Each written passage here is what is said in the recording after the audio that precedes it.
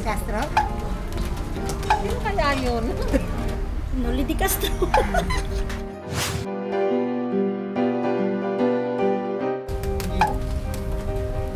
Talaga po. Tataning. Napanood ko sa TV, parang sinabi na yun.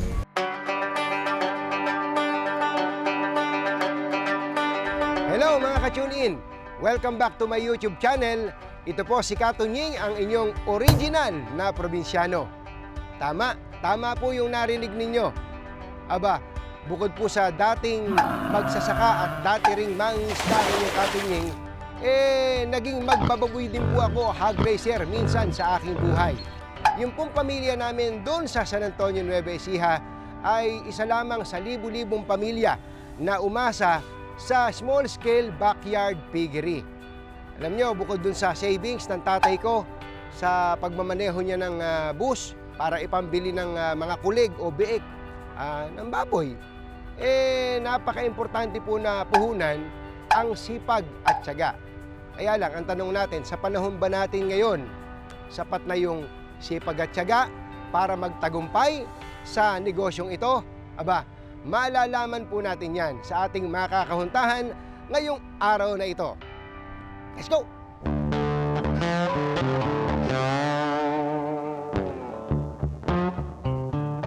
Ang ating pong ka-tune in ay isang head cook dati sa isang fast food chain. Kumikita po siya noon ng 25,000 pesos a month. Yan. Ngayon po siya ay hog racer na. Alam niyo ba kung magkano kita niya ngayon? 60 to 90,000 pesos a month. Ang tindi. Si Kuyang Ariel Carandang. Kuyang, magandang umaga sa'yo. Magandang umaga rin naman ako. Ay, maraming salamat ha. At dumayo ka pa. Taga-Tanawan pala kayo. Opo. Oo. Pwede bang alisin na natin to? Sige po. Oo, medyo magkalayo naman tayo. Oo. Saka wala naman akong ASF eh. Hindi, siguro para maintindihan ng mga nanonood sa atin, bakit ba kailangan pumunta ka pa sa akin at hindi ko na lang kayo puntahan dun sa babuyan ninyo? Kasi po sa panahon ngayon, alam naman po natin ng sakit sa baboy na ASF. So, nag-iingat lang po tayo. Wala naman po kayong ASF. Siguro wala din po kayong COVID. Ay, wala naman. Mas maganda pong nag-iingat. Bago tayo masingitan pa. Tama yun, ano? Ilan ho bang mga alaga ninyong baboy ngayon? Sa ngayon po, sir, nag-under renovation po ako. Ngayon po, mga 23 heads na lang po. 23 heads. Opo. So, dati po, 60. So, ngayon po, na-dispose ko na po ngayon. Ano po ito? Meron kayong mga inahin, meron ding mga patabain? Ganun? Meron po. Lahat po na, bali ako po, grow up mula biik, pagpapanak, ako na rin po yung nagpapalaki. Hanggang sa pagbebenta po, sa marketing. Ikwento nyo nga sa amin, Kuyang, ano? Kailan pa ho ba kayo nakaisip na pumasok dito sa pag-aalaga ng baboy? At bakit nyo to ginawa? Bali, 2005 pa po ako nag-start ng pagbababoy kasi yun po yung family business nung aking napangasawa. So after po noon, nung 5 years, habang ako po ay nagtatrabaho sa fast food, ako po ay nagkakanbas-kanbas ng mga karne, hanggang sa nagtayo na po ako ng meat shop. Nag-umpisa ka muna sa meat shop? Opo. Sa pag-ano po, yung order sa barangay, yung, po, yung lingguhang bayad. Tapos after po noon, yung nag-meat shop na po ako. Nag-meat shop na kayo? Opo. Yung po bang nung araw 25,000 yan eh. Alam mo, Opo. pagka 25,000 kahit paano, tapos fix yan, may benefits ka pa. Opo. Hindi ka ba nanghihinayang doon at bakit ka sumugal doon sa pagbababuyan? Hindi naman po, sir. So, sabi ko, susugal talaga ako kasi negosyo to, may talo, may panalo. So pinalad naman po tayo na tayo nanalo. Total, nabanggit mo yung talo. Nung bang nag-uumpisa kayo sa pagbababuyan, ano yung mga challenges, yung mga hamon na na-experience ninyo? So, ayun po, yung magpaanak ako ng puro patay. Ganun? Opo, tapos meron din pong hindi pare-parehong laki. So, sa mga pagkakataong yun po, medyo lugi na tayo. Kasi pare-pareha siya ng days ng paglaki. Bakit? May mas malaki, may mas maliit. Oo. Hindi, pero yung sinabi niyong ipinanganak, puro patay. naghintay kayo ng 114 days Yes. mula Opo. nung binulog yung baboy. Opo, opo. Tapos paglabas, patay. Mga ilan Opo. ho yun? Ilan yung base na Bali, patay? ano po yun? 12 po yun. Sus Mariano kain doon. Hindi Opo. ba kayo na-discourage? Kumbaga, ayoko na, patay agad eh. Hindi naman po, kasi hindi lang naman po isa yung inahin ko, 4 po nung time na yun. Oo. Isipin nyo, 12. Magkano ba ang biik ngayon? Sa ngayon Yung, po, yung awati na. mga 3.5 po. O 3.5, edi times 12. Opo. Pambira, no? Malaking kabuhayan na pala yung nawala nun, ano? Sabi ko, andito na to. Mm. Tuloy-tuloy ko na rin po. Kayo mismo nagpapanganak? Opo. Alam nyo, kaya ako tinatanong kung kayo nagpapanganak. Kasi ako nagpapanganak, naalala ko, mula grade 6 ako, ibig sabihin mga 11, 12 years old, hanggang mga 3rd year high school, nagpapanganak ako ng baboy. Kapag ka yung tatay ko nung araw ay hindi pa umuwi kasi nagmamaneho ng bus, kami ng nanay ko ang nagbabantay sa mga anak ng pagka kumutkot na yung inahin na yan. Pag kumutkot na. Pag kumutkot na sa kulungan, ano? Re-ready ko na yung ginikan, yung dayami, katawagin. Lalagay ko na yung pinakakolong-kolong na gano'n. Tapos, nagre-review ako pagka may exam, doon na sa kulungan ng baboy. Hinihintay ko na kung mga anak, ano? So, ganun din ba sa inyo? Gabi din karaniwang nanganganak yung Opo, mga yun inahin? nga pinagtataka natin, bakit ba kahit anong gawin? Sabi ko nga, pababang ko na lang kaya ito ng gabi. Oo. Para araw mga anak, pero ganun pa rin po eh. Ganun pa rin po siya, gabi pa rin nanganganak. Gabi pa rin nanganganak, no? Nakakatawa naman. Ang ASF po, anong naging epekto sa pagbababuyan ninyo? So sa alaga ko naman po sir, walang naging epekto, kaya lang yung bentahan po sa merkado ng baboy. Oh, ano nang So syempre po, ang tao hindi masyadong mag-ano sa karne kasi may sakit, tapos biglang taas pa ang presyo. So bumabagal po, nami-minimal po yung pagpapakatay ko. Sa ngayon po ba ay, kumbaga mula dun sa 60 ulo ninyo, tapos ngayon 23, sa dinami-dami na yun, walang tinamaan ng ASF sa inyo mula nung nausot ng ASF na Wala naman po. Yung ibang sakit po, yung dumapo, pero nakakatakot po. Siyempre, pag may namatay, ang thinking ng tao, Oo. namatay, may natira naman po. Hindi, alam kong hindi ASF. Kasi ang ASF po, once na tumama sa isang babuyan, Ubos. ubos po lahat. Ubos, oo. Yan po yung paliwanag sa amin ng mga veterinary. Hindi nyo naisip na umalis na sa hanap buhay na to sa tindi na epekto ng ASF? Hindi na po kasi parang sa isip-isip ko nga, nahanap ko na kung sino pa magtutuloy ng aking negosyo ngayon. Total, nabanggit nyo yan, ano? Dati-rati, 25,000, sabi ko nga malaki na yon. Pero nung kumikita kayo ng 60 to 90,000 a month, ano na po ang mga naipundar nyo sa pamamagitan ng hog racing? Na yung anak ko, napagtapos ko po, ngayon po ay naging seaman. Ngayon ay meron po natikha po akong lupa. Tapos may kotse na po. Aba, tinan mo nga naman, no? Kaya pala ang gaan ng loob ko sa inyo, eh. Di tapos, meron ba kayong planong mag-expand pa, gano'n? Actually sir, under renovation po ang aking piggery ngayon. Para kasi nga po, hinintay ko pong mawala siya tapos magpapalit po ako ng breed ng inahin kasi medyo matanda na nga po.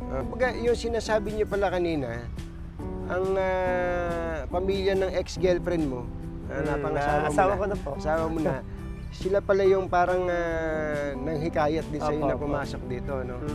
Matagal na rin silang nagbababoy. Actually, tumigil sila sir. So ako na lang po yung nag-penetrate. Ikaw na yung na mag-alaga na nagpatuloy. nabaliktad naman po. Ako yung na nag-influensya sa kanila na bumalik. Na bumalik.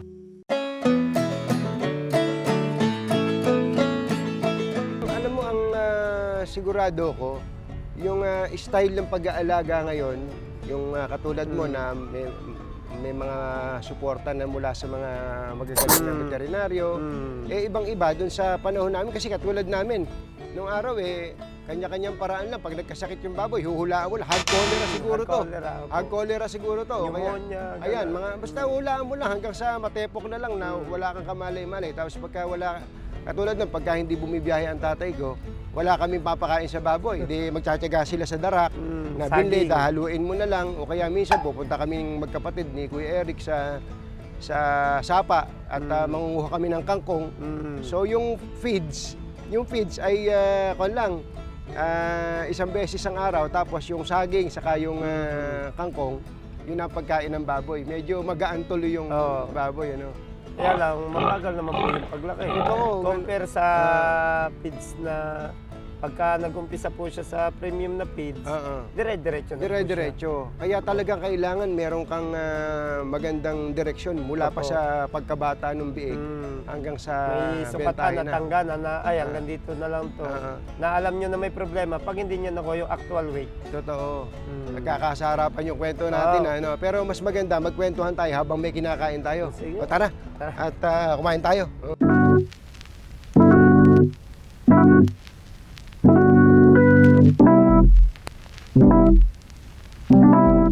So, basta ako na bahala dito, kuyang. Sige. Oo, barbecue. Ikaw ang eksperto sa karne. Ano bang pipiliin natin dyan? Siguro, sir, yung malaman. Kasi, Yan. ito, siguro, to mataba to. Ipapakain Parang masarap yung may taba eh. Eh, sir, Yung delikado konti. tayo sa high blood. Delikado. Ito, may konting taba. Yan, sir. Yan. Ganda, Dito ako sa wala taba. Ayan, sige, sige na tayo. Nay, magkano po ito? 35 po, tatlo isang daan. Gawin na natin tatlo. Oo. Ayan. Ito, nagsusuntukan yung pera ko sa kamay. Oo. Lahat ng klase dyan. 35. Ito na yung bayad. Pero, iluto nyo muna ha. Sige po. Ito pala yung tagaluto. Ayan. Thank you. Alimun tayo. Ayos. Ayos ah. Hintayin lang natin. Meron lang pala akong tanong. Teka, alisin muna natin to. Magkalayo naman tayo eh. Ay, Nay. Ang tindi naman ng server natin. Batang-bata. Nakikingin po sa Kukuha ko ng suka. Thank you po. Ayos. Hindi, meron pala akong tatanong, kuyang. Ito tanong lang ng totoo ba o kuro-kuro? Ayan, tungkol sa mga paniniwala ba sa pag-aalaga ng baboy. Nay, sige po. Masarap itong sausawan ko. Totoo ba? Ano ko, muntik ng matapunan si Tunying. Sige po. Ayun. Ayos. Sili yan, masarap. Talaga, mukhang itsura pa lang eh. Ito, totoo ba o kuro-kuro na hindi daw dapat maging inahin kapag ka hindi pantayang dede o hindi even? Sa akin po, hindi. Kasi nagkaroon na ako ng inahin na 15 yung dede. So, napana ko po siya ng 9 na beses. Kaya ako yung mismo magpapatotoo na pwede naman kahit hindi ko pares ang dede. Oo. Eto, karugtong nung tanong, totoo ba o kuro-kuro lang na kailangan mas marami yung dede o kasindami ng dede yung anak? Hindi din po. Meron nga pong ang anak ay dadalwa, tatatlo. Depende po yun sa resistensya ng inahin. Oo. Hindi, ibig ko sabihin, halimbawa, 14 lang yung dede nung inahin, Pwede tapos po ang anak higitan. niya 15. Pwede po, pwede mangyari yun, sir. Okay lang Pwede yun? higitan po yun. Kaya yun ay paniniwala na pinipili nila, yung marami yung dede. Oo. Kumain muna tayo habang tayo nagbibidahan. Ito, pipinili. Ayan. Yung yung palang isa pa, hindi raw mainam na mag-alaga ng pares-pares ng pares yan sa babuyan. Yun po ay kaugaliang nadatnan ko na sa lugar ng aking asawa. So yun nga po nangyari ngayon, kung iisipin nyo, pag nag-alaga ako ng 10, sasabihin gawin mong 9, o kaya 11. Sabi ko, hindi, isasampu yan, basta gawin mo yun. Ngayon, nabalikan po ako ngayon 2020, ang dami nating sako ng hindi pinagdanan. Inunahan po kami ng bulkan. Oo, dyan sa Batangas. Oo, sa Batangas, tapos inundan po nitong pandemic. Kaya may mga lindol pa po, bagyo. Ay, kaya po sabi sa akin, kita mo malasan pa rin. Hindi po ako makaano, kasi yun po, yun ang sinabi niya, matanda po siya sa akin. Kaya, nauna lang po ako. Kumbaga, susundan mo pa ba yun? Susundan mo ba yun? Susundan ko po, wala naman po mawawala kung susundin ko. Sa bagay, sa bagay. Eto, totoo ba na ang sa baboy ay may suhi din, suhi? Meron po, meron nangyayari. Ang ibig sabihin, ano nga ba ibig sabihin ng suhi? Yung nauna po yung paa. Pagka lalabas doon sa perta nung Apo, sa perta inahin. ng inahin. Ng inahin. Totoo ba na kapag ka ikaw ay natinik at hinawakan mo yung suhi na baboy, mawawala yung pagkatinik mo na isda? Siguro po sa tao. Pero pag sa baboy po, mahirap pong kaimasin. Matadyak po. Kanina may nabanggit ka sa akin tungkol dun sa nanganak ng 12, patay lahat. Apo. Oo. Ngayon, totoo ba o kuro-kuro na pagkatapos ng isang kalamidad gaya ng lindol, may masamang mangyayari sa mga alaga mo? So yun nga po, hindi ko pinapaniwalaan yung gano'n. Kaya lang, nangyari po naman sa akin. Na nung lumindol, yun nga, 12. Puro patay po siya. Kaya paano ngayon ang gagawin mo pagka may kalamidad na ganyan tapos meron kang buntis Hindi na yun nga inahin? po, pag anong sinabi, itatakbo sa farm, bubuhusan yung ano. Kaugalian yun na bubuhusan yung likod pag inabot po ng lindol. Gagawin mo na ngayon yun? Oo, gagawin ko na po kahit na... Kumbaga, hindi ka naman naniniwala talaga pero sabi mo nga, wala namang mawawala. Opo. Aba. Eto, last na lang, Kuyang Ariel. Totoo ba o kuro-kuro lang na mas malusog daw at mas mabigat yung baboy na ang pinapakain ay kaning baboy? Ay, hindi po. Kasi po, kalimitan yan nga po nagiging ano ng ASF. Yung kaning baboy po, lalo na yung tira ng mga tao. Oo.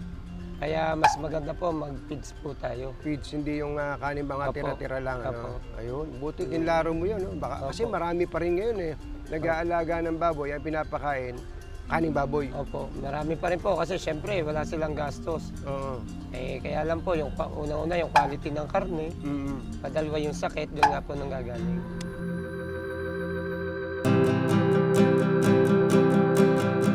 Dito naman tayo. Iba-iba talaga at location natin dito. Libutin natin tong circle. Kuyang, kanina nabanggit mo na nag-expand ka pa ng piggery, no? Ibig sabihin, tuloy-tuloy ang paglaki ng negosyo. Opo. Ang tanong ngayon, ano ba sikreto mo? Yun po, naitanong nyo, ang akin po sikreto ay nasa feeds. Feeds. So yung BMX Premium po. Yun pala naman. Sa loob ng 15 taon po, 10 taon po ako nagamit ng BMX. Oo. So, 10 years na pala. doon po, masasabi kong bilis laki, nipis taba. Oo. In 140 days, sir, sigurado ako kita mo. Sabi mo ay 10 years ka nang gumagamit ng BMEG Premium. Apo. Ano mga produkto ng BMEG Premium ang ginagamit mo, Kuya? So, umpisa po sa biik, yung pagkapanganak, yung super biik, habang tinuturuan ng pagkain. Tapos sumunod po yung hog-free starter. Tapos yung premium na starter. Tapos yung BMEG Grower 1 po, yung premium grower nila, premium grower 2. Tapos yung sa ano po, yung gestating, tapos yung super inine 1. Tsaka yung lactating, yung super inine 2 po. So mula sa pagkabiik hanggang sa pagtanda, sabi nga, Opo, opo. kompleto itong mga BMEG Premium products natin. Ano? Opo, kaya sigurado po kita. Sa 140 days po, nagre-range po siya ng 90 kilos. 90 kilos. Ang Opo. tindi nun, ano? Grabe, lalo ngayon kung maganda ang farm gate price. Opo, mas maganda po Yung live kita weight. ngayon. Kaya Oo. sinasamantala ko po kahit na sabi nga, isisingit ko na kasi maganda nga po kinita, in-expand ko na po. In-expand mo na. FPGA. Tuloy-tuloy ang paglaki talaga Opo. ng negosyo. Pwede mo bang sabihin sa amin kung gaano ba kalaki ang diferensya ng kita nung hindi ka pa gumagamit ng mga BMEG Premium products at ngayong gumagamit ka na ng mga produkto nito? So noon po, pagka may 700 na kita sa isang baboy, masaya na ako. ngayon? Pero ngayon, nagugulat po ako. Nagre-range po ng 3,000 to 5,000 3,000? per head. Ang bihira. Ayun po. Pwede bang maka-order sa'yo ng biik at makapag-alaga? Makapag-alaga. Gusto ko meron kang, halimbawa, meron kang 10 fattener, ano? Apo. At 3,000 to 3,500 per head. Di may 35,000 ka sa loob ng 140 Days po. days. Apo. Yun po ang... Mukhang nakumbinsi mo kung bumalik sa pag-aalaga ng baboy. Kuya. Supportahan niyo sir ng pagkain na maganda. Ayun ang Yung importante. ating binig.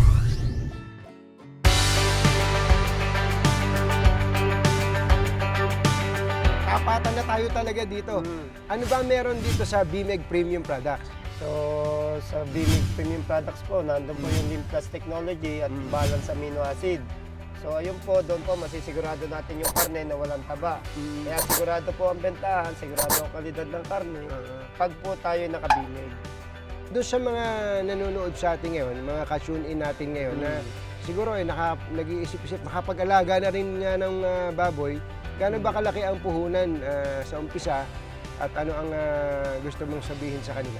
So depende po sa bulaw, kung mabibili niyo po siya ng 3.5, so meron po halimbawa tayong Bimig Premium na gagamitin, more or less 1.5 po. So mga kapital po tayo ng ano, siguro mga 8,000 Sa isang... sa isang 8 to 10,000 po ang kapital sa bawat isang baboy. sa bawat isang baboy po. So kung halimbawa po ano, times 10 lang po natin. Halimbawa sa bentahan naman po, 13 to 15,000 po. Oo. So mamumuhunan ka ng 8, tapos kita ka na ng Opo. mga, tama, abutin pa pala ng mga 5,000 bawat isang ulo, no? Opo, opo. Tama. Maganda po. Kuyang, may huli akong tanong sa iyo, no? Gaano kahalaga sa iyong pamilya yung dagdag timbang at dagdag kita na dala ng mga produkto ng Bimig Premium? So napagtapos ko po ang aking anak na seaman. Tapos yun nga po, hindi lang po baboy ang aking inaalagaan, pati po future ng aking pamilya at secured po kami pag Bimig ang ginagamit ko. Kuyang Ariel, maraming salamat sa iyo. Salamat din po. Oo, ang mga na-share mo sa ating mga tagapanood, napakalaking bagay. Lalo na yung mga gustong-gusto palang mag-piggery dyan o kaya yun, nandito na sa pagbababuyan, pero hindi nyo pa kilala yung mga Bimig Premium products. Ito na ang sagot sa mga tanong ninyo.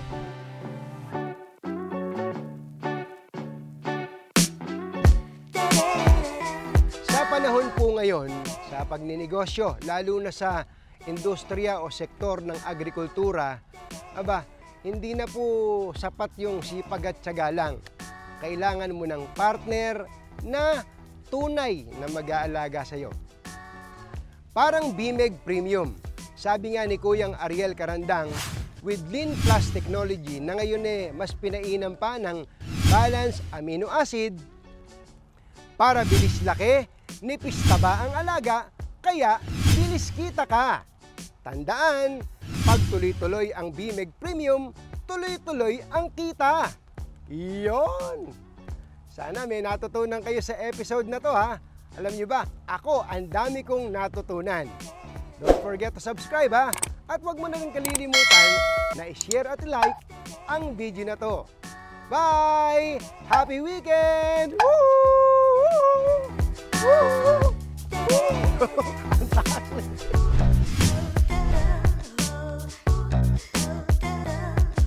Para bilis laki, nipis taba ang alaga, bilis kita.